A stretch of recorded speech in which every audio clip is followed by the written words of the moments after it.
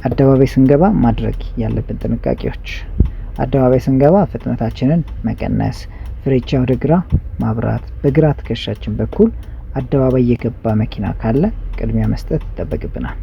ብዙ ሰልጣኞች አደባባይ ሲገባ መሪ ወደ ቀኝ ስለሚወሰድ ፍሬቻ ወደ ቀኝ የሚበራ ይመስላቸዋል። ነገር ግን አደባባይ ሲገባ ፍሬቻ ወደ ግራ፣ ከአደባባይ ሲወጣ ደግሞ ፍሬቻ ወደ ቀኝ ማብራት ግድ ይላል።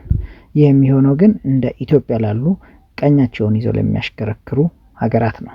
መንጃ ፍቃድ ማውጣት የምትፈልጉና እኔ ጋር መሰልጠን የምትፈልጉ፣ መንጃ ፍቃድ ኖራችሁ ከተማ ላይ እጃችሁን መፍታት የምትፈልጉ፣ በራሳችሁም ይሁን በእኛ መኪና ልናሳያችሁ ዝግጁ ነን።